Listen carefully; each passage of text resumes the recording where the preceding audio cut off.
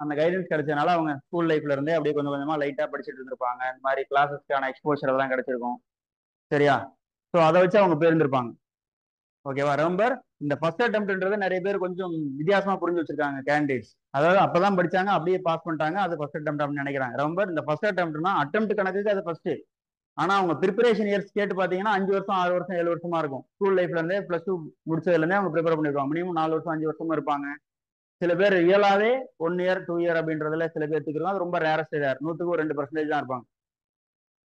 So first attempt அப்படின்னா அதுக்கு பின்னாடி எத்தனை வருஷமா ப்ரிப்பரேஷன் இருக்கு, how many years of preparation அப்படின்றது ஒரு ஃபேக்டர் இருக்கு. அதையும் நீங்க தேடி பார்க்கணும். இமேஜ் பண்ண முடியுதா? கண்டிப்பா ஃபர்ஸ்ட் அட்டம்ப்ட் பாஸ் பண்ணலாம், அதை பத்திலாம் இல்லை. ஓகே, ஆனா அதுக்கான முயற்சியும் பயிற்சியும் அப்படின்றது வேணும். நல்லா புரிஞ்சுக்கங்க. ஃபர்ஸ்ட் அட்டம்ப்ட் பாஸ் பண்ண முடியாதுன்றதெல்லாம் கிடையாது. ஓகே, யோசிச்சு பாருங்க, எவ்வளவு பேர் 13 லட்சம் பேர் அட்டம் கொடுக்குறாங்க, ஐ மீன் அப்ளிகேஷன் போடுறாங்க. அதுல ஒரு 3 லட்சம் 4 லட்சம் பேர் எழுதுறாங்க பிலிம்ஸ். அதுல ஒரு 15,000 பேர் செலக்ட் ஆகுறாங்க மெயின்ஸுக்கு. மெயின்ஸ்லாம் எழுதி முடிச்சதுக்கு அப்புறம் மறுபடியும் ஒரு மெயின்ஸ் பாஸ் ஆகிறது ஒரு 3000 பேர் இன்டர்வியூ போறாங்க. ஓகே, இவ்வளோ ரேஷியோ இருக்கும்போது சில சமயங்கள்ல உங்களுக்கு போதுமான அளவு பயிற்சி முயற்சியும் இதெல்லாமே இருந்தாலுமே சில சமயம் வெற்றி தள்ளி போறதுக்கு வாய்ப்பு இருக்கு. ஓகேவா? ஏன்னா அவங்க எடுக்கிறதே கட் ஆஃப் வச்சு எடுக்கிறாங்கன்ற போது கொஞ்சம் மைனர் மிஸ்டேக்னால போகும். அதனால ஃபர்ஸ்ட் அட்டம்ப்ட்ல எடுக்கிறவங்க தான் பெருசு, லாஸ்ட் அட்டம்ப்ட்ல எடுக்கிறவங்க சர்வீஸ் வாங்குறவங்கலாம் ரொம்ப இது அல்லது இன்டெலெக்சுவலா இல்லை அப்படின்ற அந்த இதுக்கெல்லாம் போக வேண்டாம். சம்டைம்ஸ் இந்த மாதிரியான the things which are not in our hand will also play in our life. ஓகேவா? ஸோ அதனால அதை நீங்க பெருசா எடுத்துக்க வேண்டாம். எஸ், ஃபர்ஸ்ட் அட்டம்ப்ட்லயும் கிளியர் பண்ணலாம், provided that you are having the enough amount of guidance and with the proper pathway to navigate through the EPSC. அது இருக்கு அப்படின்ற பட்சத்துல yes, you can clear it in the first attempt. ஓகேவா? So but you need the background work.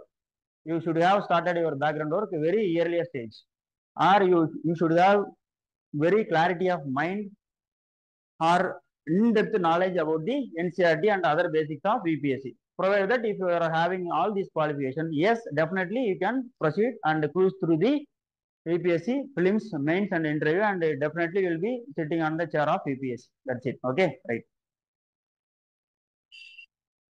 அடுத்தது, how many subjects need to cover for this exam? எத்தனை subject நான் படிச்சாகணும்? Okay, எப்படி எல்லாம் பாருங்க கொஸ்டின். Okay, right.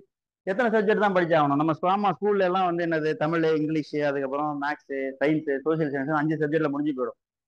ஆனா யூபிஎஸ்சிக்கு நம்ம எத்தனை சப்ஜெக்ட் நம்ம படிக்கணும்? ஓகே, அப்படின்னு பாத்தீங்கன்னா அது எத்தனையா பாக்குறீங்க அப்படின்றது. சில பேர் 13 15 நம்ம கால்குலேட் பண்ணலாமா? Okay, so first history. Okay, அதுக்கப்புறம் பாலிட்டி, அப்புறம் எக்கனாமி, அப்புறம் சயின்ஸ் அண்ட் டெக்னாலஜி, அப்புறம் என்விரான்மெண்ட், அப்புறம் ஜியாகிரபி, அதுக்கப்புறம் science and technology, sorry current affairs. மொத்தம் 7 கரண்ட் அஃபேர்ஸ் நீங்க சப்ஜெக்டா பாத்தீங்க அப்படின்னா அது ஒரு 7 பிலிம்ஸ்க்கு பாத்தீங்கன்னா 7 படிக்கணும். 7 தானே அப்படின்னா ஆமா 7 தான். ஓகேவா? ஸோ அதுல போக போக தான் தெரியும், அப்படியே கடல் மாதிரி போயிட்டே இருக்கு. ஓகே, இன்ட்ரெஸ்டிங்கா இருக்கு. Okay, that interest keeps you sailing. Right. So 7 subject பிலிமினரியில. மெயின்ஸ்ல பார்க்கலாமா?